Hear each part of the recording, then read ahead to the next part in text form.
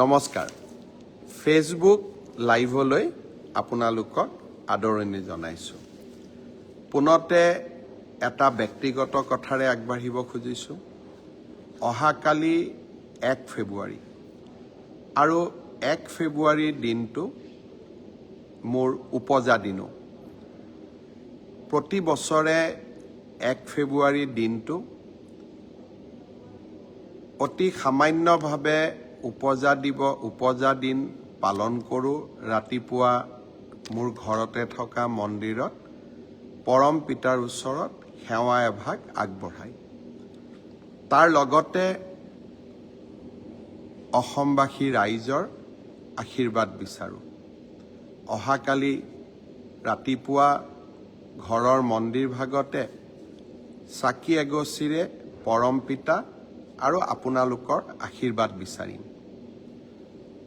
অসমৰ ৰাইজৰ বাবে আৰু আমাৰ সমাজখনৰ বাবে মই যেন কাম কৰি যোৱাৰ বাবে আপোনালোকৰ আশীৰ্বাদ লাভ কৰোঁ আপোনালোকৰ পৰা অফুৰন্ত প্ৰেৰণা পাওঁ তাৰ বাবে আজিৰ দিনটোতে আকৌ এবাৰ আপোনালোকৰ আশীষ বিচাৰি মই এই ফেচবুক লাইভ আৰম্ভ কৰিছোঁ উপজা দিনটো বহুজনে মোক জনায় যে আপোনাৰ উপজা দিনটো আমিও পালন কৰিছোঁ মই এটাই অনুৰোধ কৰিম যে আপোনালোকে যদি কোনোবাই বিশেষকৈ আমাৰ দলৰ কাৰ্যকৰ্তাসকলে মোৰ উপজা দিনটো পালন কৰিব বিচাৰে মই ভাবোঁ যে মোৰ আপোনালোকে মাত্ৰ অকণমান আশীৰ্বাদ কৰিব আৰু সেইখিনিৰ জৰিয়তে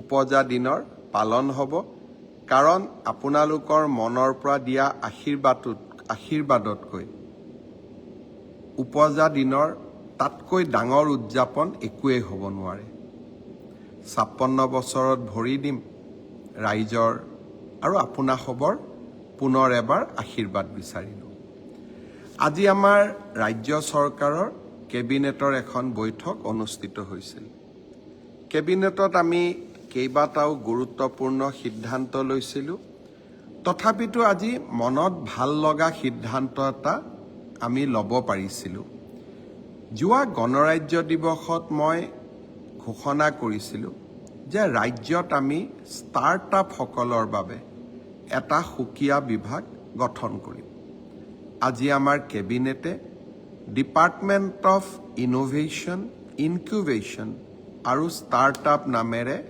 এটা নতুন বিভাগ খুলিবলৈ সিদ্ধান্ত লয় অসমৰ ষ্টাৰ্টআপসকলক সহায় কৰিবৰ বাবে আজি এখন পলিচিও ৰাজ্য চৰকাৰে গ্ৰহণ কৰে আৰু 100 কোটি টকাৰ বাজেট আবণ্টনৰ বাবেও সিদ্ধান্ত গ্ৰহণ কৰে মই ভাবোঁ যে অসমৰ যুৱ প্ৰজন্মক এক নতুন উদ্যমেৰে আগবঢ়াই লৈ যোৱাত আৰু অসমত ষ্টাৰ্টআপৰ এটা ডাঙৰ ইক'ছিষ্টেম নিৰ্মাণ কৰাত এই দুইটা সিদ্ধান্তই এক মাইলৰ খুঁটালৈ পৰিণত হ'ব বজালিত অসম সাহিত্য সভাৰ অধিৱেশন আৰম্ভ হৈছে অসম সাহিত্য সভাৰ অধিৱেশনৰ সফলতাও কামনা কৰিছোঁ যোৰহাটত শংকৰদেৱ সংঘৰ অধিৱেশনো অনুষ্ঠিত হ'ব দুইটা জাতীয় অনুষ্ঠানৰ অধিৱেশনৰ প্ৰাক মুহূৰ্তত মই পুনৰ এবাৰ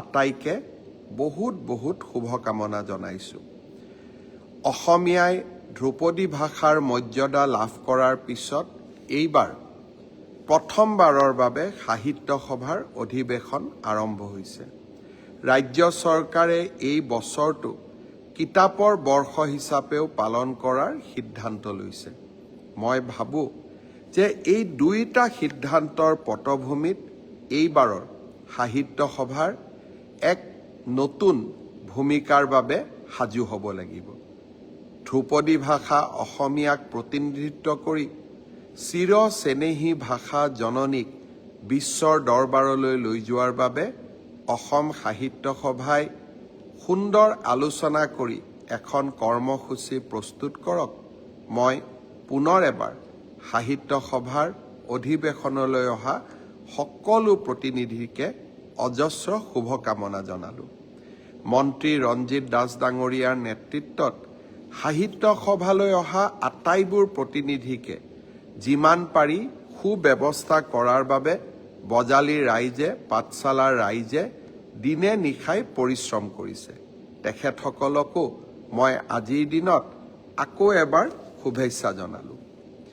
আজি সৰুসজাই ষ্টেডিয়ামত শংকৰদেৱ শিশু নিকেতন আৰু সৰস্বতী শিশু নিকেতনৰ 5,000 ছাত্ৰ ছাত্ৰীয়ে একেলগে ঘোষ বাদন আৰু একেলগে যোগ অভ্যাস কৰি এক মনোমোহা অনুষ্ঠান অনুষ্ঠিত কৰিছিল। 1000 ছাত্ৰ ছাত্ৰীয়ে একেলগে বিহু গীতো পৰিৱেশন কৰিছিল। সঁচাকৈয়ে এক অপূৰ্ব মনোমোহা দৃশ্যই সৰুসজাই ষ্টেডিয়ামখনক প্ৰাণৱন্ত আৰু জীৱন্ত কৰি তুলিছিল। মই শংকৰদেৱ শিশু নিকেতনৰ আটাইবোৰ ছাত্ৰ ছাত্ৰীক আজিৰ অনুষ্ঠানটোৰ বাবে অজস্ৰ শুভকামনা জনাইছোঁ। অহাকালিৰ দিনটোত অসমত আকৌ এখন নতুন মেডিকেল কলেজে আত্মপ্ৰকাশ কৰিব। গুৱাহাটীত আমি নিৰ্মাণ কৰি থকা প্ৰাগজ্যোতিষপুৰ মেডিকেল কলেজত কালিৰে পৰা OPD আউট পেচেণ্ট ছাৰ্ভিচ আৰম্ভ হ'ব আৰু লাহে লাহে এই মেডিকেল কলেজখনে পূৰ্ণাংগ ৰূপ পোৱাৰ লগে লগে অসমৰ স্বাস্থ্য বিজ্ঞানৰ আকাশত ই 15তম মেডিকেল কলেজ ৰূপে আত্মপ্ৰকাশ কৰিব। অহাবাৰ বঙাইগাঁও আৰু বিশ্বনাথত এই দুইখন মেডিকেল কলেজকে আমি আনুষ্ঠানিকভাৱে মুকলি কৰাৰ সিদ্ধান্ত লৈছোঁ। এই বছৰ প্ৰাগজ্যোতিষপুৰ মেডিকেল কলেজ, অহা বছৰ বঙাইগাঁও আৰু বিশ্বনাথ মেডিকেল কলেজ। এই বছৰ ৰাজ্যত 15খন মেডিকেল কলেজ হ'বগৈ, অহা বছৰ 17খন মেডিকেল কলেজ হ'বগৈ।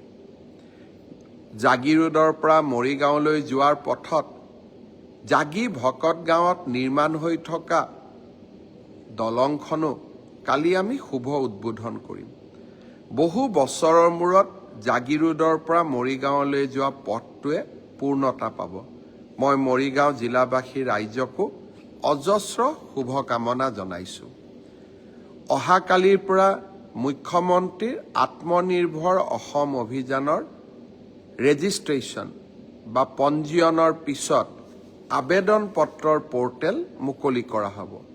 প্ৰায় 1,60,000 যুৱক যুৱতীয়ে মুখ্যমন্ত্ৰীৰ আত্মনিৰ্ভৰ অসম অভিযানৰ বাবে আবেদন কৰিছিল। আপোনালোকে জানেই এই আঁচনিখনত ৰাজ্য চৰকাৰে 2 লাখ টকা আগবঢ়াই 2টা কিস্তিত, তাৰ 1 লাখ টকা ৰাজ সাহায্য আৰু 1 লাখ টকা আমি চৰকাৰক 5 বছৰ পিছত সৰু একোটা ইনষ্টলমেণ্টত উভতাই দিব লাগে। অহাকালিৰে পৰা আবেদন পত্ৰৰ পৰ্টেল আমি মুকলি কৰি দিম। আপোনালোকে আবেদন কৰিব যাতে ছেপ্টেম্বৰ মাহৰ আগতে আমি সিলেকশ্যনৰ প্ৰক্ৰিয়া সমাপন কৰিব পাৰোঁ। অহাকালি এবাৰ দিনটো মোৰ উপজা দিন। অসমৰ কাৰণে কৰি অহা কিবা এটা ভাল কামক পৰ্যবেক্ষণ কৰিব যোৱাৰ বাবে অহাকালি মোৰো এটা সৰু ইচ্ছা আছে। সেইকাৰণে অহাকালি জাগিৰোডৰ ছেমি কণ্ডাক্টৰ উদ্যোগৰো নিৰ্মাণৰ অগ্ৰগতিৰ বুজ ল'বলৈ যাম। কাৰণ মই বিশ্বাস কৰোঁ অসমে এতিয়া প্ৰতিদিনৰ যুগৰ পৰা ছেমি কণ্ডাক্টৰ যুগত প্ৰৱেশ কৰিছে। এডভান্টেজ অসমৰ দ্বিতীয় সংস্কৰণ 25 আৰু 26 তাৰিখে অনুষ্ঠিত হ'ব। ভাল ভাল নতুন নতুন খবৰ আহিব বুলি আমি আশা কৰিছোঁ। অসমত যাতে উদ্যোগীকৰণৰ এটা বাতাবৰণ আমি নিৰ্মাণ কৰিব খোজোঁ। চাওঁতে চাওঁতে ঝুমুৰ নৃত্যও আহি পালে। 24 তাৰিখে সন্ধিয়া সৰুসজাইত ঝুমুৰ নৃত্যৰ সামগ্ৰিক পৰিৱেশন কৰা হ'ব। প্ৰধানমন্ত্ৰী ডাঙৰীয়া নিজে উপস্থিত থাকিব। ইতিমধ্যে বিধানসভা পৰ্যায়ত ঝুমুৰ নৃত্যৰ প্ৰশিক্ষণো আৰম্ভ হৈছে। যিসকলে প্ৰশিক্ষণ লৈছে তেওঁলোকলৈকে মই বহুত শুভকামনা জনাইছোঁ। প্ৰথমতে বিহু আৰু অসমৰ চাহ উদ্যোগৰ 200 বছৰৰ লগত ৰজিতা খুৱাই এইবাৰ ঝুমুৰ আৰু অহা নৱেম্বৰ মাহত আমি গুৱাহাটীত সামগ্ৰিকভাৱে বাগৰুম্বাও প্ৰদৰ্শন কৰিম। আজি কেবিনেটত আমি আৰু এটা গুৰুত্বপূৰ্ণ সিদ্ধান্ত লৈছিলোঁ। মই বাতৰি কাকত সাংবাদিকসকলক সম্বোধন কৰোঁতে ক'ৰবাত সেই সিদ্ধান্তটো নোকোৱাকৈ থৈ দিছিলোঁ, যাতে BTRৰ বন্ধুসকলৰ লগত আলোচনা কৰিহে সিদ্ধান্তটো যাতে আমি ৰাজহুৱা কৰিব পাৰোঁ।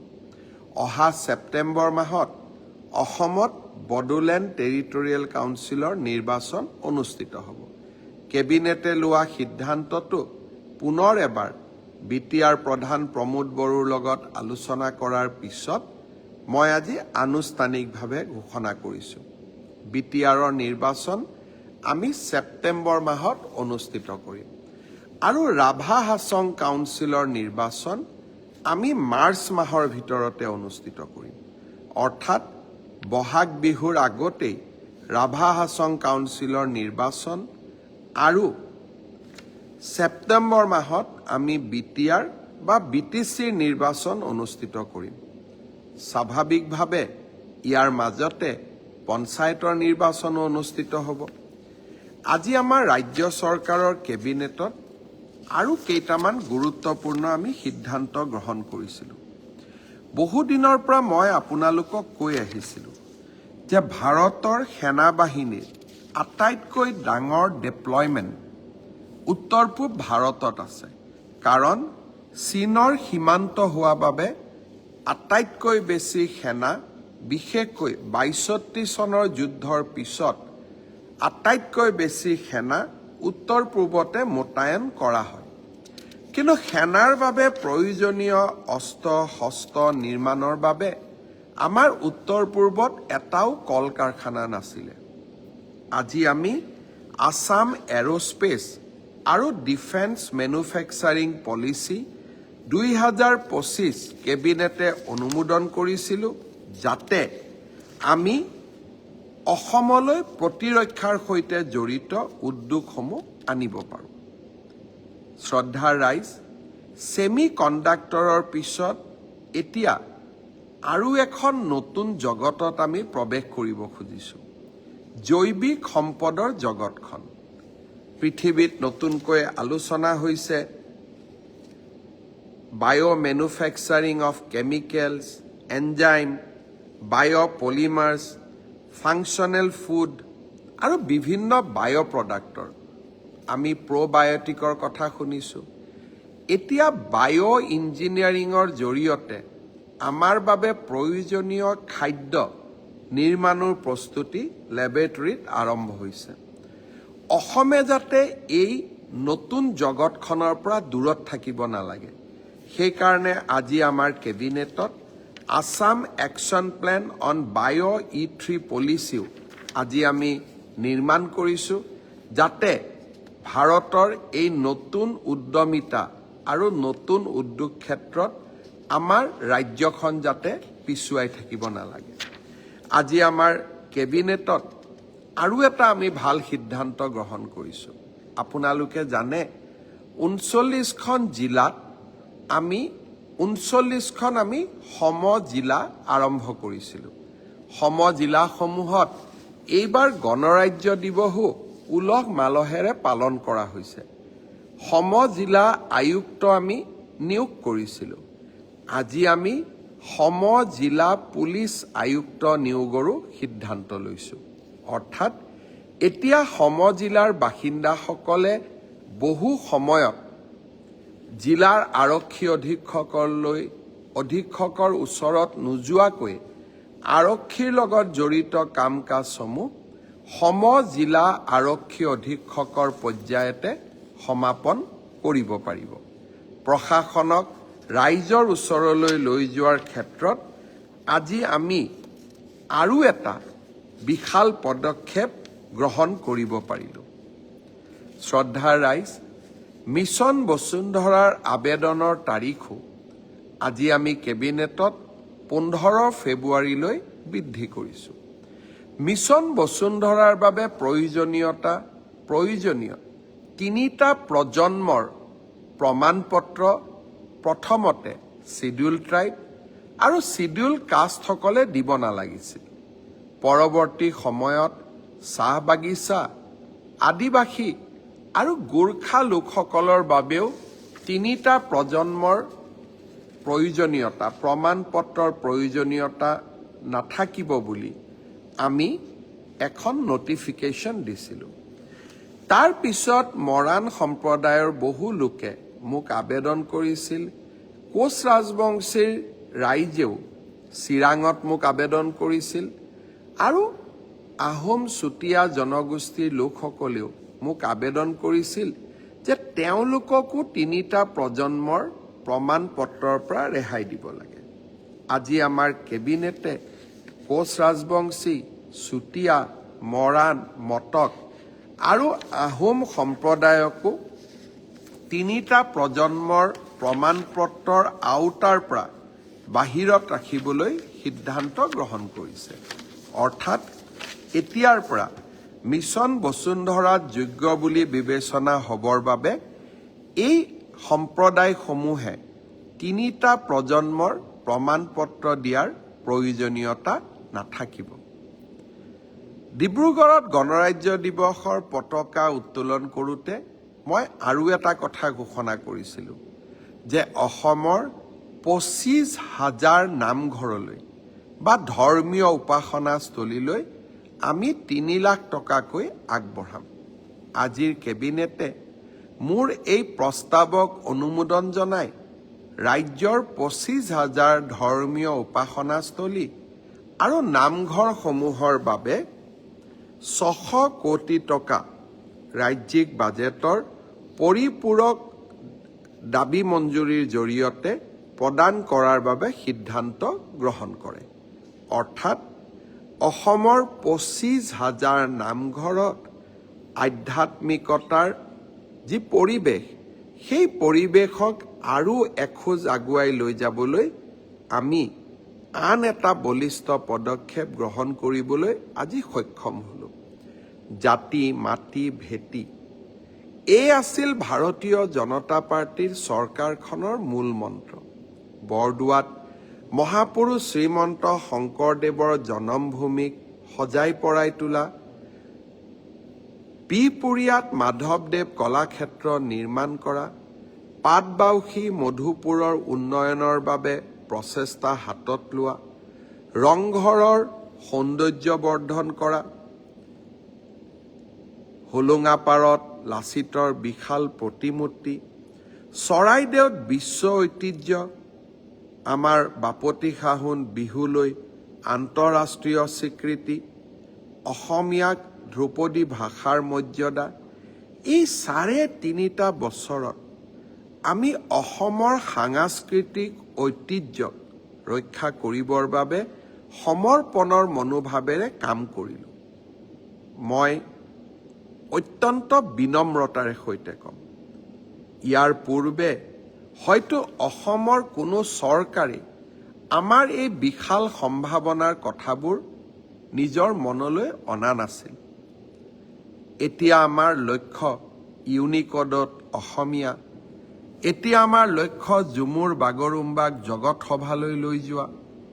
অসমত আমি পৰ্যায়ক্ৰমে অসমৰ জাতীয় জীৱনৰ প্ৰতিটো অভাৱ দূৰ কৰা, আমি আমাৰ জাতিটোক লৈ, আমাৰ ৰাজ্যখনক লৈ এক অৰুণোদয় যাত্ৰা আৰম্ভ কৰিছোঁ। আৰু এই আঁচনিবিলাকে ইতিমধ্যেই ৰাইজৰ দৃষ্টি আকৰ্ষণ কৰিব পাৰিছে। নিউয়ৰ্ক টাইমছৰ কথা আপোনালোকক মই আগতেও কৈছিলোঁ যে এইবাৰৰ 52টা টুৰিষ্ট ডেষ্টিনেশ্যন ৱৰ্ল্ড ৱাইড, তাৰ ভিতৰত অসমক 5ম স্থানত নিউয়ৰ্ক টাইমছে ৰাখিছে। জাপান আৰু ছাউথ কোৰিয়া ভ্ৰমণৰ সময়ত চৰাইদেউ মৈদাম, কাজিৰঙা, মানসক লৈ বহুতো পৰ্যটকৰ প্ৰশ্নৰ মধুৰ উত্তৰ দিবলৈ পাই মই নিজকে গৌৰৱী অনুভৱ কৰিছিলোঁ। অসমত এতিয়া আমি পৰ্যটন উদ্যোগটোকো নতুন ৰূপলৈ লৈ যাব লাগিব। কৰবাত নহয় কৰবাত আমাৰ কাজিৰঙাত পৰ্যটকৰ বাবে থকা জীপবোৰ প্ৰদূষণ মুক্ত হওক, ইলেক্ট্ৰিকৰ জৰিয়তে চলাব পৰা ব্যৱস্থা হওক, অৰ্থাৎ ভেহিকুল হওক। ৰাজ্য চৰকাৰে ইয়াৰ বাবেও এখন আঁচনি প্ৰস্তুত কৰিছে। হোমষ্টে আমাৰ বাবে এটা ডাঙৰ সম্ভাৱনা। মই ভাবোঁ যে এই হোমষ্টেৰ জৰিয়তেও অসমত আমি পৰ্যটনৰ এক নতুন বিপ্লৱ আনিব পাৰোঁ। এই গোটেইবোৰ চিন্তা আমি যদি এটা এটাকৈ শৃংখলাবদ্ধভাৱে কৰি যাওঁ আৰু এইসমূহক যদি বাস্তৱত ৰূপায়ণ কৰিব পাৰোঁ, আমাৰ অসম নিশ্চিতভাৱে বিশ্ব দৰবাৰলৈ যাব।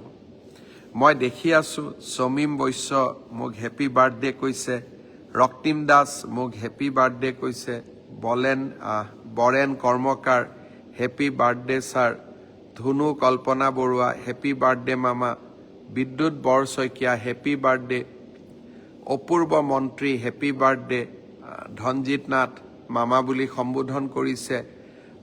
মই দেখি আছোঁ Momi Medhi happy birthday, Michael দাসে কৈছে মোক ধুনীয়াকৈ সম্বোধন কৰিছে, পাহি বৰুৱাই হেপী বাৰ্থডে কৈছে, সংসদ কৃপানাথ মালাই ব্ৰডকাষ্ট চাই আছে, কৰিম শেখে কৈছে লাভ ইউ,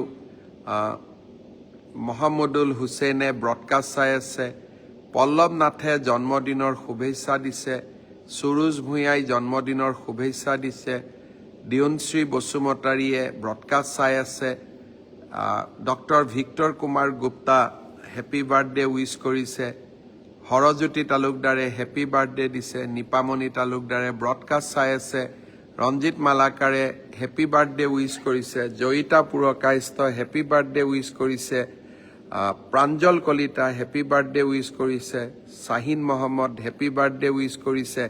আপোনালোক সকলোকে মই বহুত বহুত ধন্যবাদ জনাইছোঁ। সমীৰণ দিগন্তই গোলাঘাটৰ পৰা মোক শুভকামনা জনাইছে, বিশাল ডেকাই শুভকামনা জনাইছে, অজস্ৰজনে শুভকামনা জনাইছে। মই এটাই আশা কৰিম, কালিৰ দিনটোত আপোনালোক সকলোৱে অকণমান সময় উলিয়াই মোক আশীৰ্বাদ কৰিব, যাতে অসমখনক কৰবাত নহয় কৰবাত বিশ্বৰ দৰবাৰত ভাৰতৰ এখন সৰ্বশ্ৰেষ্ঠ ৰাজ্য হিচাপে আমি যাতে সকলোৰে সামগ্ৰিক প্ৰচেষ্টাত আকৌ এবাৰ প্ৰতিষ্ঠা কৰিব পাৰোঁ। মই বিশ্বাস কৰোঁ আমাৰ মাজত অজস্ৰ সম্ভাৱনা লুকাই আছে।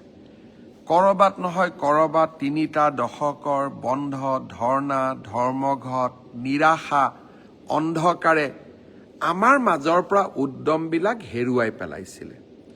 কৰবাত নহয় কৰবাত আমি নিজৰ ওপৰতে আত্মবিশ্বাসবোৰ হেৰুৱাই পেলাইছিলোঁ।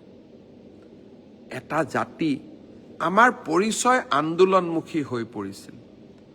এই জাতিটোৰ মাজত অজস্ৰ সম্ভাৱনা লুকাই আছে। এই জাতিটোৰ পৰিচয় আন্দোলনমুখী হ'বই নোৱাৰে। এই জাতিটোৰ পৰিচয় হ'ল কৰ্মমুখী। এটা নিশাৰ ভিতৰতে লাচিতে মোগলক ৰুধিবলৈ গড় বান্ধিছিলে, প্ৰকাণ্ড গড়। তাৰমানে অসমীয়া কিমান কৰ্মমুখী আছিলে। অসমৰ প্ৰতিজন যুৱকৰ মাজত ব্ৰহ্মপুত্ৰৰ দৰে অযুত সাহস আৰু সম্ভাৱনা লুকাই আছে। জাতিটোক আমি নতুন প্ৰাণ দিব লাগিব। অসমৰ মুখ্যমন্ত্ৰী হিচাপে আপোনালোকক যাতে মই এক সুন্দৰ পথেৰে, অৰুণোদয় পথেৰে, অনিৰুদ্ধ পথেৰে আগুৱাই লৈ গৈ আমাৰ অসমখনক ভাৰত মাতৃৰ সৰ্বশ্ৰেষ্ঠ ৰাজ্য হিচাপে প্ৰতিষ্ঠা কৰিব পাৰোঁ। তাৰ বাবে আকৌ এবাৰ মই আশীৰ্বাদ বিচাৰিলোঁ। ব্ৰডকাষ্টত মোক বহুতে সুধিছিল যে আপোন ঘৰ আঁচনিৰ কৰ্মচাৰীসকলে নতুনকৈ 30 লাখ টকাৰ লোন পাব, আমিতো 15 লাখ পালোঁ, আমি আৰু 15 লাখ পাম নেকি? আজিৰ কেবিনেটে আপোনালোকক আৰু 15 লাখ টকাকৈ ঋণ লোৱাৰ সুবিধা কৰি দিবলৈ সিদ্ধান্ত গ্ৰহণ কৰিছে। ফেব্ৰুৱাৰী মাহৰ ভিতৰতে ডক্টৰ বাণীকান্ত কাকতিত আঁচনিত কাম কৰা কম্পিউটাৰ শিক্ষকসকলৰ বাবে আৰু প্ৰাদেশিকৰণৰ বাবে অপেক্ষা কৰি থকা, বিশেষকৈ 2006 চনৰ আগতে প্ৰতিষ্ঠা হোৱা শিক্ষক শিক্ষয়িত্ৰীসকলৰ বাবে চৰকাৰী নিয়মৰ ভিতৰত ভাল খবৰ লৈ আহিবৰ বাবে এইবাৰৰ বাজেটত আমি চেষ্টা কৰিম। পুনৰ এবাৰ আপোনালোক সকলোকে ধন্যবাদ জনালোঁ। আকৌ মই যেতিয়াই নতুন খবৰ থাকে তেতিয়াই আপোনালোকলৈকে ফেচবুক লাইভৰ ব্ৰডকাষ্ট লৈ আহিম। বহুজনে মোক আৰু শুভেচ্ছা জনাই আছে, সকলোৰে নাম লোৱা সম্ভৱ নহয়, কিন্তু প্ৰতিজনেৰে আশীৰ্বাদবোৰ মই এটা সময়ত ৰাতি বহি নিজে পঢ়িম আৰু আপোনালোকৰ আশীৰ্বাদবিলাক বিনম্ৰতাৰে সৈতে গ্ৰহণ কৰিম। পুনৰ এবাৰ সকলোলৈ বহুত বহুত ধন্যবাদ জনালোঁ। জয় হিন্দ, বন্দে মাতৰম। অসম মাতৃৰ বিজয়ে, অসম মাতৃৰ জয় গুণে আমাক সকলোকে গৌৰৱান্বিত কৰক। বহুত বহুত ধন্যবাদ। জয় হিন্দ।